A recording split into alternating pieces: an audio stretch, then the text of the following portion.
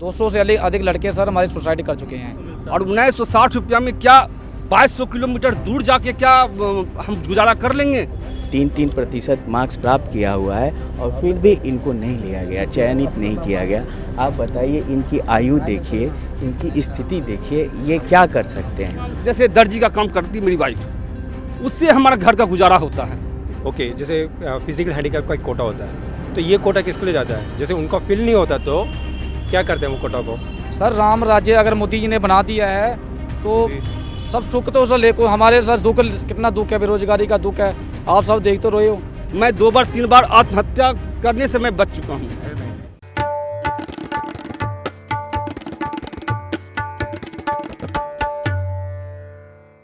नमस्कार, the red mic में आपका स्वागत है। मैं हूं सौरभ शुक्ला। इस वक्त मैं all India railway men's union का ऑफिस है जो कि नई दिल्ली रेलवे स्टेशन के पास है, वहां पर खड़ा हूं। यहां पर केरला से लेकर के कश्मीर तक के लोग इकट्ठा हुए हैं और समस्या वही है, बेरोजगारी। अगर आप लोग समझ रखते हैं तो आपको पता होगा कि रेलवे हर साल हज़ारों बच्चों को अप्रेंटिस कराती है, ट्रेनिंग कराती है और परंपरा के अनुसार कुछ वक्त बाद उनको नौकरी दे देती थी। लेकिन अब हालात ये हो गए हैं कि अप्रेंटिस करके 50,000 से ज़्यादा लोग सड़कों पर धक्के खा रहे हैं। रेलवे उनका समायोजन नहीं कर रही है, यानी उनको नौकरी पर नहीं रख रही। प्रदर्शन करने की अनुमति जंतर मंतर पर नहीं मिली। ये सब लोग इकट्ठा हुए थे कि प्रदर्शन करेंगे, बात सुनाएंगे, तो वहाँ पर भी अनुमति नहीं मिली। तो यहाँ अपने जो यूनियन का दफ्तर है वहाँ पर खड़े होकर के ये लोग प्रदर्शन कर रहे हैं। तो हमारे साथ आशीष जी हैं। आशीष जी के जो तमाम लोग हैं सोशल मीडिया पर हम लोग को लिख रहे थे कि हमें कवर करना चाहिए और हम अपनी जिम्मेदारी जैसे निभाते हैं वो निभाते हैं। आशीष जी हैं और भी इनके साथी हैं जो कि चंदन पासवान जी, मणिकंदन जी जो वेस्ट साउथ से होंगे, आप पंजाब से होंगे। तो हर राज्य के जो है लोग यहाँ पर पहुँचे, अपनी टीम लेके पहुँचे हैं। सबके पास जाएंगे, बात करेंगे। आप पूरा परिचय बताइए।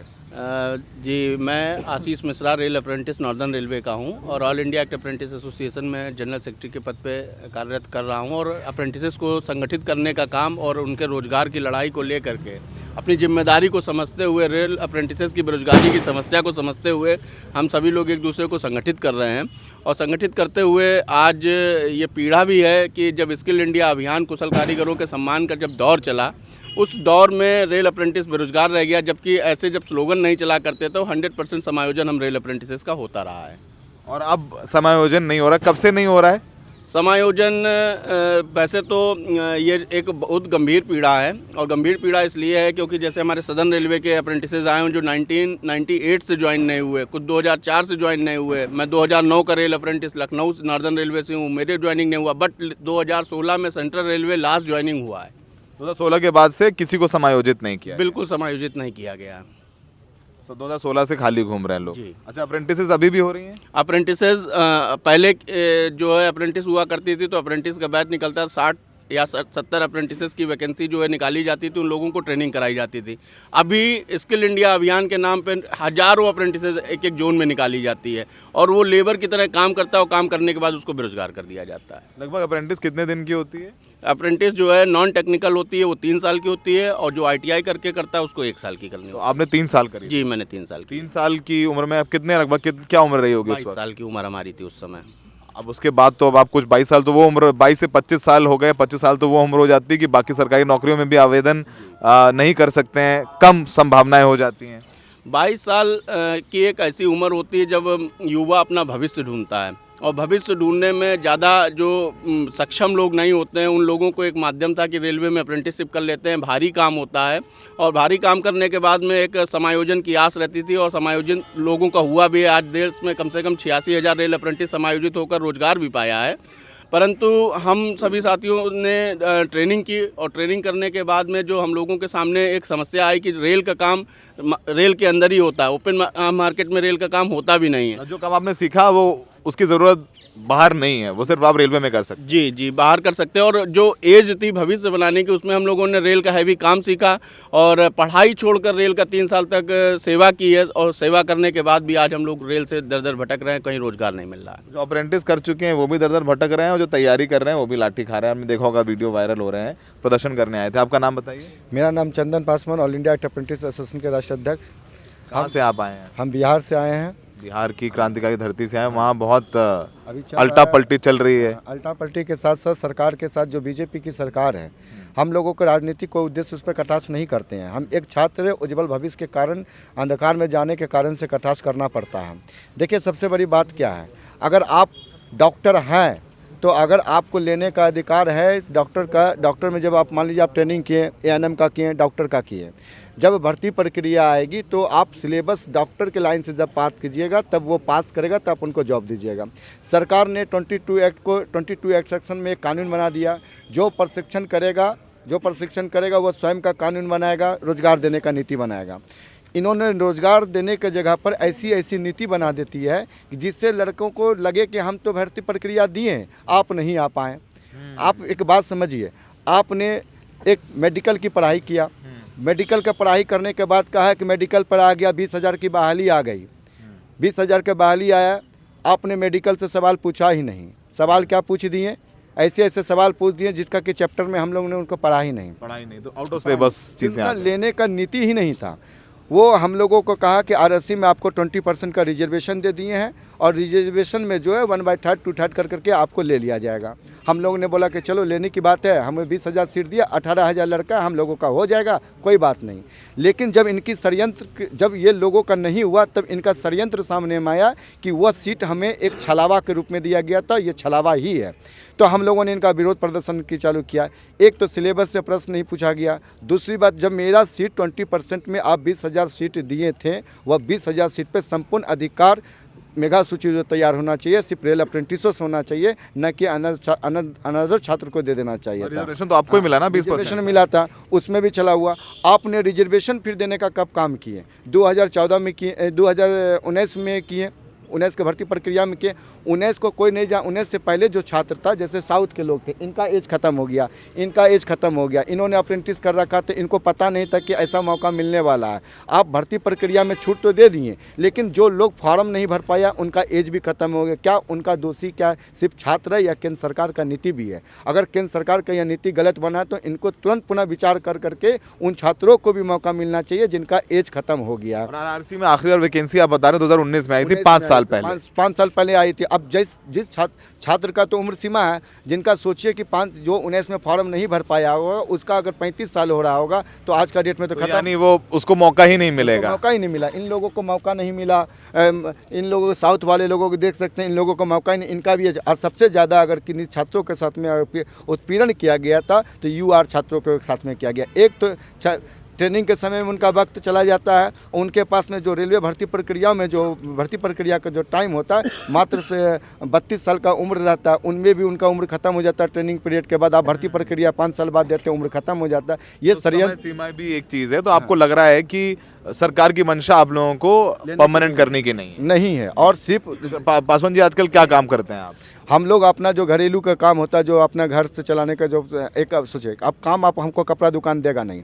अगर कोई फैक्ट्री में भी जा रहे हैं, वो पूछता है कि आप कहाँ तक पढ़े हैं, तो हम बोलते हैं टेक्निकल है। अरे यार, टेक्निकल का काम में तो कंपनी में ढूंढो। अब बिहार में जरूरत, बिहार में कोई ऐसा कंपनी है नहीं जिसमें कि हम लोग काम कर सकते हैं। समस्या एक नहीं अनेकों है। मतलब टेक्निकल मतलब आपका जो स्किल है वो इंजीनियर वाला है और काम मिलेगा नहीं। आप इंजीनियर के साथ साथ कि रेलवे का काम में आप बताइए, प्राइवेट जो है इंजन कारोबार कहाँ कर रही है? कहाँ इंजन बनाएंगे? इंजन का नट कसने का काम किया, इंजन को खोलने का काम किया, मालगाड़ी आईसीएफ में जाकर के ट्रेन बोगी को बनाने का काम किया। उस कंपनी में जो काम रखा जा रहा है ट्रेनिंग के हिसाब से उनको पेमेंट नहीं किया जाता है। आपका नाम क्या है? मेरा नाम प्रवीण है। प्रवीण, आप कहाँ से आए हैं? सदर्न जोन से, चेन्नई से आए हैं। चेन्नई से। You are from Tamil Nadu. Yeah so you people are here to protest, यहाँ प्रोटेस्ट करने आए हैं आप लोग। डू यू थिंक दैट आपके जो ग्रीवियंसेस हैं सरकार वो सुनेगी या अब तक उन्होंने सुना है? अभी तक तो सुना नहीं है। और मैं बताता हूँ आपको, सदर्न जोन में जो प्रॉब्लम जो हो रहा है, जैसे कि 1998 बैच से लेकर अभी तक सदर्न जोन में किसी अप्रेंटिस को बच्चे लोग को लिया नहीं है। जीएम पावर एक लागू किया जाएगा कि 2016 में जीएम के पास एक पावर था कि वो खुद डायरेक्टली रिक्रूट कर सकते हैं। जो भी अप्रेंटिस जो फिनिश कर आ रहे हैं, कोर्स कंप्लीट कर रहे हैं, उनको डायरेक्टली ले सकते हैं। ऐसा ऑर्डर दिया गया था 2016 तक। लेकिन सदर्न जोन में क्या किया है, 98 से लेकर 2016 तक किसी को भी रिक्रूट नहीं किया उन्होंने। अच्छा, तो ये हमने कई बार जैसे कि मिनिस्टर से भी पूछे, जीएम से जाकर पूछे, लेकिन उनकी तरफ से कोई प्रॉपर रिप्लाई नहीं मिला हमें। अच्छा, कोई रिप्लाई कोई नहीं प्रॉपर मिला। सपोर्ट नहीं मिला हमें। और जो ये अभी एक जो एग्ज़ाम अभी एक नया स्कीम निकला था, जैसे अभी पॉलिसी रेलवे पॉलिसी निकला है 2016 के बाद, ये है 20% कोटा का। 20% कोटा भी दिया गया है, लेकिन वो 20% कोटा भी टोटल कम्प्लीटली फुल नहीं किया है। ये total course complete act apprentice को देना चाहिए। इसमें भी उन्होंने क्या किया है, जैसे उसमें से 1/3% भी जैसे कि आउटसोर्स को दे रहे हैं पूरा।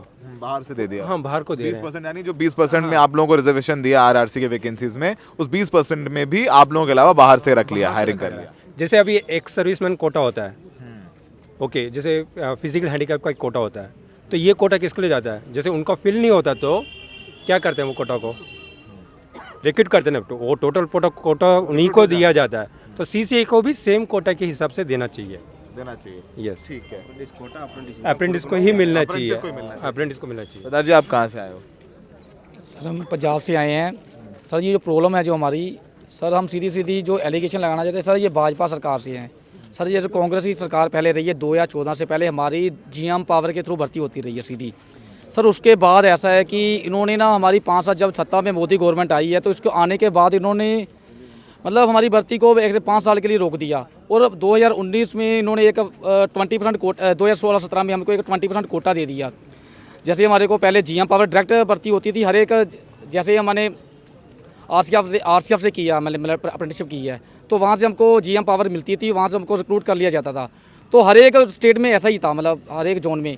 तो सर उसके बाद ऐसा हुआ कि लड़के जो हमारे जो कुछ ऐसे, मतलब सीधी सी बात है सर, कुछ मेंटली डिस्टर्ब भी हो गए हैं। 5 साल से लेके तकरीबन हमारे 10-12 साल हो गए सर। ये हम सीधा एलिगेशन भाजपा सरकार पे लगाते हैं। हम तो सर यही चाहते हैं, जो हमारे युवा साथी जो इस ऑडियो को सुन रहे हैं, जो छात्र है, बेरोजगार है, सर हम यही चाहते हैं कि इस सरकार को सत्ता से फेंक दिया जाए, उखाड़ फेंक दिया जाए। तो अब तक ही हमको कोई इस गवर्नमेंट से अभी तक भी कोई भी मतलब है नहीं, विश्वास नहीं है कि हमारी भर्ती को करेगा ये। अच्छा, अब आप क्या करते हो सरदार जी? अब अप्रेंटिस में तो हुआ नहीं, तो आजकल क्या करते हो? 2012-13 में हमारे पास आउट हुआ हूँ, तो 11 तक हमारी भर्ती जीएम पावर हो रही है। सो उसके बाद हमारी बहुत ही गरीबी में जीवन है, व्यतीत हो रहा है। काम हम आपको क्या कर सकते हैं सर, जो भी मिलता हम करते हैं, सीधी सी बात है। तो हम कोई अच्छे घरों से तो है नहीं है सर, ये गरीब आदमी है, सब गरीब परिवारों से हैं, कोई अच्छे परिवारों से नहीं है सर। ये सब मतलब काम इंजीनियर का, और जो है एक मकसद बताता हूँ। अभी जैसे अप्रेंटिस का जो काम कर रहे हैं हम लोग, अप्रेंटिस करते हैं, एक ट्रेन में जाते हैं, कोच में जाते हैं, वायरिंग सब करते हैं। ये वायरिंग सब कहाँ मिलेगा हमें? और कहीं कंपनी में मिलेगा? वो सर्टिफिकेट रखकर हम कहीं पर जॉब भी नहीं कर सकते बाहर जाकर। एक फॉर एग्जांपल मैं बेल कंपनी में गया था, बेल कंपनी में मैंने अपना सर्टिफिकेट दिखाया कि मैंने आईसीएफ से अप्रेंटिस किया, इंटरव्यू के लिए गया था मैं। तो उन्होंने क्या बोला, आपको तो वहाँ पर जॉब मिल जाएगा, तो मैं यहाँ क्यों जॉब दूँ आपको मैं? तो मेरे को वहाँ पर रिजेक्ट कर दिया उन्होंने। तो वो सर्टिफिकेट का कुछ वैल्यू नहीं रहा बाहर। जो अप्रेंटिस किया है वह नौकरी रेलवे में ही कर सकते हैं आप लोग, बाकी बाहर कूड़ा है। हाँ वही है सर। हमारा 100% छीन के हमको 20% दे दिया गया है। पहले हमको 100% भर्ती होती थी, जितने अप्रेंटिस है सर सबके सब लग जाने थे जब हमारे पास जीएम पावर रहती। सर 20% हमारे को थोप दिया गया, 20% भी हमको पूरा नहीं दे रही। दुर्गा पूरा नहीं समझ गया बात। दीदी, आप कहाँ से आई हो? बिहार से। क्या आपने कब किया था अप्रेंटिस? 10 से 13 तक। और 13 के बाद से अभी तक आप इंसान? बस ऐसे ही घूम रहे हैं हम लोग, घूम रहे हैं। जब अप्रेंटिस करी हो तो लग रहा होगा रेलवे में नौकरी मिल जाएगी। जी बिल्कुल।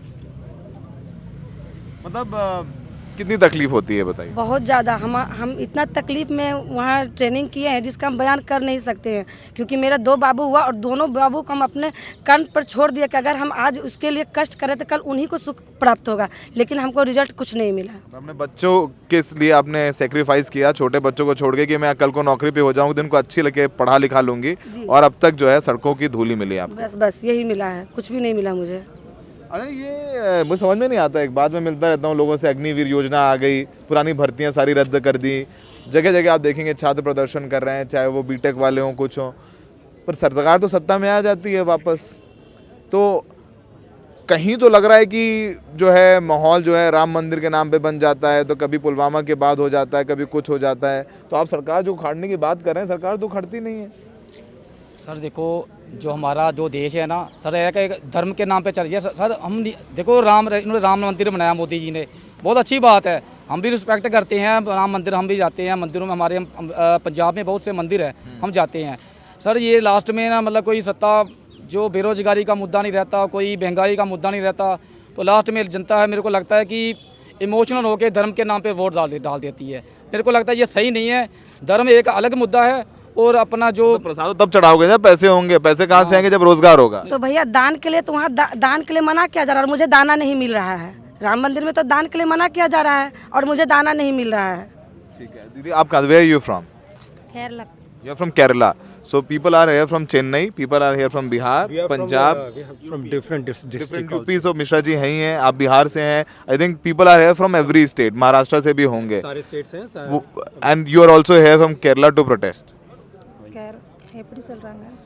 She don't know తెలుగులో పేల్సా మలయాళంలో పేల్సా मलयालम में बोलिए.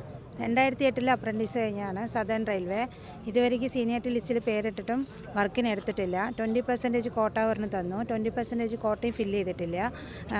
Only GM power GM power से कर सकते हैं. वो बोल रही हैं 20% कोटा दिया, उसमें भी हमारी हायरिंग नहीं करी, जो मुझे समझ में आया. और हम चाहते हैं कि GM पावर के थ्रू हमारी हायरिंग हो और हमें फुलफिल किया जाए. और एक हमारा एक साउथ जोन का एक मकसद है कि अभी देखो तो GM पावर भी चलेगा हमें, लेकिन हमें सारे क्या वन टाइम सेटलमेंट में सारे अप्रेंटिस को टिल डेट को रिक्रूट करना पड़ेगा.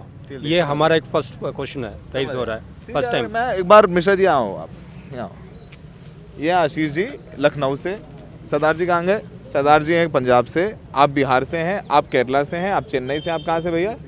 यूपी से हैं, आप आंध्रा से हैं. आंध्रा में क्या आप लोग का भी वही प्रॉब्लम है? सब लोग आंध्रा से, मतलब देश में यही है सर, पूरे देश में बेरोजगारी का मुद्दा हाईलाइट सर हमारे साथ जो है अपना एक्ट अप्रेंटिस के साथ बहुत बड़ा अन्याय किया गया है सर. एक्ट अप्रेंटिस की भर्ती. यू फ्रॉम आंध्रा, ठीक है. सो यू आप देखें तो यहाँ पर इंजीनियर के बराबर आपकी डिग्री है, इंजीनियरिंग का काम सारा आता है आपको, मतलब वायरिंग करना, रेलवे में इंजन जोड़ देना, नट कसना, सारे काम आप लोग जानते हैं, ठीक है. एक बात समझ लीजिए, अगर हम एक कामगार सही नहीं है तो कुशल कारीगर प्रमाण पत्र तो खैरात में सरकार बांटने रही है. वो प्रमाण पत्र का मतलब ही होता है कि हमने जिन छात्रों को प्रशिक्षण दिया है वो कुशल कारीगर है और बेहतरीन कारीगर है. अब जब हम बेहतरीन कारीगर हैं तो रोड पर ढनकने के लिए तो हमको प्रशिक्षण नहीं दिया गया, वो रोजगार के लिए दिया गया. तो सरकार में कोई ऐसा भी है जो अब परेशान हो के कुछ मेहनत मजदूरी कर रहा है, कोई पत्थर? सभी कर रहे हैं, सभी वही. क्या करते हैं आप? वही हाल है. घरे घर झाड़ू पोछा करते हैं. घर घर झाड़ू पोछा करते हैं. तो क्या करेंगे, बच्चे को कहाँ से खिलाएंगे? मोदी सरकार मुर्दाबाद. कोई नहीं. तो दीदी आप मतलब आपकी ये देखिए, इन्होंने किया, अपने जो बच्चे छोटे बच्चों को छोड़ के अप्रेंटिस किया, सोचा इसलिए सेक्रीफाइस कर रही हूँ कि अगर बच्चे मुझे नौकरी मिल जाएगी तो बच्चों के अच्छे स्कूल में पढ़ाऊंगी लिखाऊंगी. और आज देख लीजिए अप्रेंटिस करने के बाद झाड़ू पोछा करना पड़ रहा है. तो ये हकीकत है. हम कोशिश करते हैं कि हकीकत देखें, समझें, जानें. जिनके पास ये अधिकार है वो इन लोगों की पीड़ा समझें. हर चीज़ वोट नहीं होती है, वोट के ऊपर भी उठ के सोचना चाहिए. अगर आपके खिलाफ कोई बोल रहा है, वो आपके खिलाफ नहीं बोल रहा है, अपने अधिकारों के लिए बोल रहा है, वो अपनी जायज़ मांगों के आपके सामने रख रहा है. ये देशद्रोही नहीं है. सर्टिफिकेट मत दीजिए, इनको नौकरी दीजिए, ये कुशल कारीगर हैं. और वैसे भी रेलवे तो अब धीरे धीरे प्राइवेटाइज ही हो रही है मिश्रा जी. धीरे धीरे बढ़ तो रहे प्राइवेटाइजेशन की तरफ. लेकिन मैं रेल अप्रेंटिस विषय पे एक बात और आप लोगों को बताना चाहूँगा कि रेलवे का अप्रेंटिस कोई अपने आप आम छात्र नहीं कर लेता है. उसके लिए रेलवे एक भर्ती प्रक्रिया निकालती है. भर्ती प्रक्रिया में वो एग्ज़ाम देता है. एग्ज़ाम देने के बाद जो चयनित होता है उसका फिजिकल कराया जाता है, उसका मेडिकल कराया जाता है. मेडिकल कराने के बाद उसको 3 साल तक ट्रेनिंग कराई जाती है और ट्रेनिंग में भी तिमाही 6 माही इम्तिहान लिया जाता है. और जब तक हम लोग फाइनल एनसीवीटी सर्टिफिकेट पाते हैं तब तक हम लोग 8 परीक्षाएं देते हैं. 8 परीक्षा देने के बाद हमें कुशल कारीगरों का सर्टिफिकेट मिलता है. और 8 परीक्षाओं देने के बाद में हो सकता है आपके चैनल के माध्यम से रेल मंत्री जी तक ये संदेश पहुंच जाए कि जो इतनी परीक्षाएं देने के बाद जो है कुशल कारीगर का सर्टिफिकेट मिला, और जो कुशल कारीगर का सर्टिफिकेट मिलता है उसमें श्रम मंत्रालय और रेल मंत्रालय दोनों लोग जो है मिल करके हम लोगों को ट्रेनिंग कराते हैं. और आखिर जो ट्रेनिंग व्यवस्था में भी पैसा ही खर्च होता है. इंस्ट्रक्टर लगते हैं, विद्यालय स्कूल जो रेल के हैं वो चलते हैं, तो उसमें भी पैसा खर्च होता है. इतना पैसा खर्च करने के बाद भी इतनी कुव्यवस्था हो जाए कि हम रेल अप्रेंटिसेस का समायोजन ना हो, ये हम लोगों के लिए दुर्भाग्य की बात है. आखिर कितनी परीक्षाएं रेल अप्रेंटिस देगा? भारत एक पटरी प्रधान देश है. उस पटरी को मजबूत करने वाले लोग, 3 साल काम करने वाले लोग सर्टिफिकेट लेके सड़क पर घूम रहे हैं. कोई झाड़ू पोछा कर रहा है, कोई मजदूरी कर रहा है. मैं समझ गया. पहले नोटिफिकेशन आता है, फिर एडमिट कार्ड इशू होता है, टेस्ट होता है, रिटन क्लियर करते हैं, रिटन टेस्ट होता है, फिर रिटन टेस्ट का रिजल्ट आता है, फिर आप इंटरव्यू देते हैं, फिर आपका मेडिकल होता है, फिर आपका डॉक्यूमेंट वेरिफिकेशन होता है और फिर फाइनल सिलेक्शन लिस्ट आते हैं। ये पूरा भर्ती प्रक्रिया का हम कंप्लीट कर चुके हैं। मतलब 1 2 3 4 5 6 7 8 स्टेप हैं। तो ये 8 लेवल्स पास करके लोग आए हैं। जो आपने बता दिया कि करनी थी नौकरी रेलवे में, अब झाड़ू पोछा करने की नौबत आ गई। और ऐसे दीदी ने बोल दिया, बाकी लोग भले ही ना बोल रहे हो, इस तरीके के हालात हैं। और ये हकीकत है देश के उन लोगों की जिन लोगों को कहते हैं कि ये नए भारत के लोग हैं। तो नए भारत में अगर ये हालात हैं तो समझ सकते हैं। तो फिलहाल मुझे एक बहुत बुरा लगेगा आप लोगों को, मुझे लगता है सरकार को इन लोगों को बता देना चाहिए, नौकरी देनी है तो दे दें, नहीं देनी तो वो भी मना कर दें। वोट तो उनको राम मंदिर पर मिल ही रहा है, क्यों इन लोगों को परेशान करते हैं? किराया भाड़ा लगा करके लोग केरल से, चेन्नई से, बिहार से, आंध्रा से यहाँ पर आकर के धूल फाक रहे हैं। रेलवे मंत्री इनसे मिलेंगे नहीं, एक अधिकारी मिलेगा, ज्ञापन दे देगा और बोलेगा हम आपकी मांगों पर विचार करें। यही सब होता रहा है ना। हाँ सौरभ जी, लेकिन मैं एक बात और भी कहना चाहूँगा। जहाँ बात राम मंदिर की है वहाँ पे भी ज़रूर इस बात को कहना चाहूँगा कि राम मंदिर से जनता को भी बहुत कुछ मिल रहा है, भगवान का आशीर्वाद मिल रहा है, यही है। लेकिन राम मंदिर बनाने वालों को भी इनसे सबक लेना चाहिए। क्या राम राज्य कैसा था?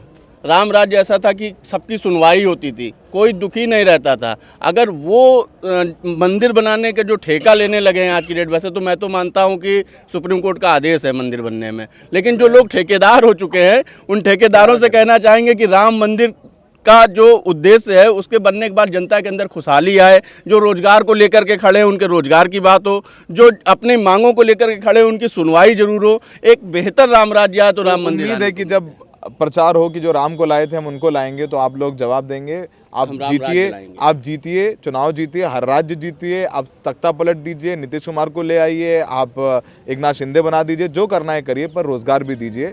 सरकार आती हैं जाती हैं, यही लोग हैं जो उस रेलवे को मजबूत करने के लिए ये 3 साल काम करके उस स्किल्ड हैं, जो रेलवे देश की लाइफलाइन है। तो उस लाइफलाइन को और मजबूत करने की ज़रूरत है। फिलहाल हमने कोशिश की कि हम इन लोगों की आवाज़ें पहुंचाएं, आप तक पहुंचें, क्योंकि ये आवाज़ सिर्फ अप्रेंटिस वाले जो बेरोज़गार हैं उनकी नहीं है, ये हर उस आदमी की है जिसका सपना है कि वो सरकारी नौकरी मिले, जिसके रिटर्न एग्ज़ाम हुआ तो इंटरव्यू की नौबत नहीं आई, इंटरव्यू हो गया तो मेरिट लिस्ट नहीं आई, अग्निवीर से पहले जो एयरफोर्स में, आर्मी में छात्र निकल करके मेरिट का इंतज़ार कर रहे थे उनकी भर्ती रद्द हो गई। ये हर उस आवाज़ है, वो आवाज़ है जो उम्मीद करती है, सपना देखती है कि सरकारी नौकरी मिलेगी। और ये लोग कोई अंग्रेज़ी स्कूल से पढ़े हुए लोग नहीं हैं, सरकारी स्कूल से, गाँव देहात, छोटे शहरों से आए लोग हैं, जिनके लिए एक नौकरी उनके लिए नहीं, सिर्फ उनके पूरे परिवार को एक लेवल जो है ऊपर लेके आती है।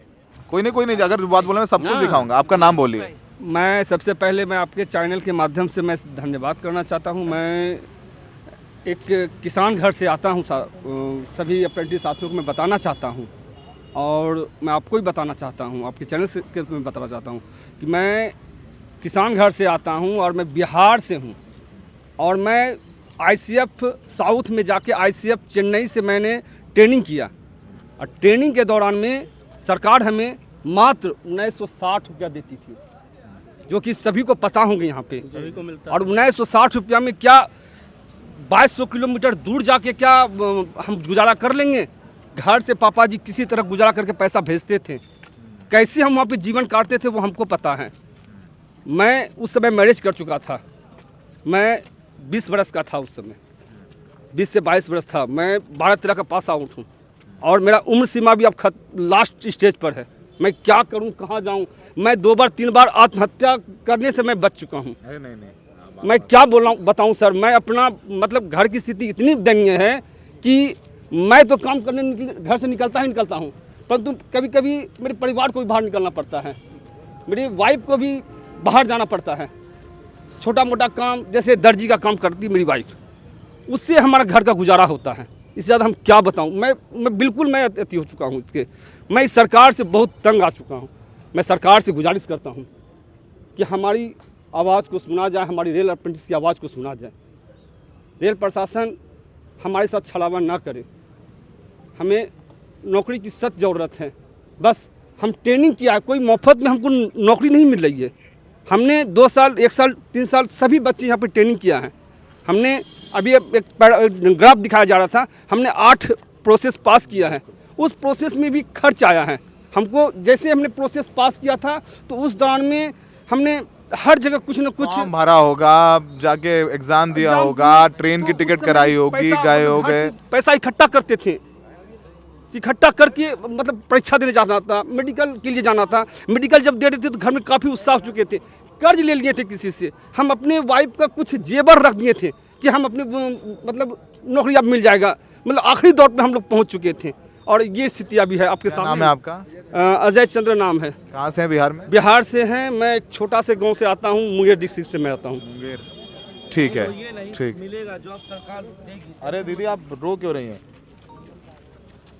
मतलब इन आंसुओं की कोई कीमत है तो लगा लीजिए। ये कह रहे हैं मैं आत्महत्या करने से बचाऊं, आत्महत्या मत करिए भाई। 2 बार मैं घर से मैं मैं अपने बच्चों का मैं पढ़ाई पूरा कर पा रहा हूँ ना, मैं खाना नहीं दे पा रहा हूँ। मैं क्या बोलूँ सर आपको, मैं बहुत तकलीफ से मैं सर रामायण में एक चौपाई आती है, राम राज्य में सब सुख पावे, प्रेम मगन हो हरिगुण गावे। सर राम राज्य अगर मोदी जी ने बना दिया है तो सब सुख तो सर लेको, हमारे सर दुख कितना दुख है, बेरोजगारी का दुख है, आप सब देखते रहे हो। तो सब रिक्वेस्ट है कि सर हमारी भर्ती मतलब कि कर दी जाए सर, यही बात है, डिमांड है सर सरकार से। आपका नाम क्या है? मैं उत्तम कुमार हूँ, मैं 2017 का छात्र हूँ। मैं south western railway Mysore division से मैंने अप्रेंटिसशिप करी है। सरकार ने हम लोगों को 2017 में 20% का एक पॉलिसी बना के दिया था, तो उस पॉलिसी के तहत 2018 में भर्ती निकाली गई थी, जिसमें मैंने भी आवेदन किया था। जब मैं पास आउट हुआ और क्वालिफाई कर गया क्राइटेरिया, तो मुझे पता चला कि इस भर्ती प्रक्रिया में मैं आ ही नहीं रहा हूँ, क्योंकि उस भर्ती प्रक्रिया में 20% में दिव्यांग छात्रों को नहीं रखा गया था। अब बताइए कि मैं अपने घर से उतने दूर जाके एक पाँव पे पाँव घसीट के 1 साल तक ट्रेनिंग कंप्लीट किया, मैंने भी सर्टिफिकेट प्राप्त किया और मुझे उसका अधिकार नहीं मिला। बताइए मैं क्या करूं? आप क्या करते हैं आप? मैं कुछ नहीं करता सर, मैं बेरोजगार हूं, मेरी आर्थिक हालत बहुत ख़राब है। बस इस चुप्पी के साथ आप लोगों को छोड़ देता हूं। सरकार ने हम लोगों का नाम तो ज़रूर बदल दिया कि भाई आप विकलांग से दिव्यांग हो गए हैं, लेकिन दिव्यांग की तरह हम लोगों को देखा नहीं गया। सर 200 से अधिक लड़के हमारे सुसाइड कर चुके हैं, सबसे बड़ी बात है सर। ऑल ओवर इंडिया में हमारे पास डाटा है सर, एक्चुअल डाटा है, अगर आप बोलते तो हम डाटा ही प्रोवाइड करते। 200 से अधिक लड़के सर हमारे सुसाइड कर चुके हैं रेलवे के अप्रेंटिस करने के कारण। ये अभी 2019 वाली वैकेंसी में इन्होंने क्वालिफाई कर गया है, ये भी डिसेबल पर्सन है और इनको भी इस वैकेंसी के अंदर नहीं लिया गया, जबकि 20% का रिजर्वेशन कोटा दिया गया था। इन्होंने ये ऐसी कैटेगरी से बिलोंग करते हैं, 2% का रिलैक्सेशन आता है, 30% का कटअप गया था। इन्होंने 28.33% मार्क्स प्राप्त किया हुआ है और फिर भी इनको नहीं लिया गया, चयनित नहीं किया गया।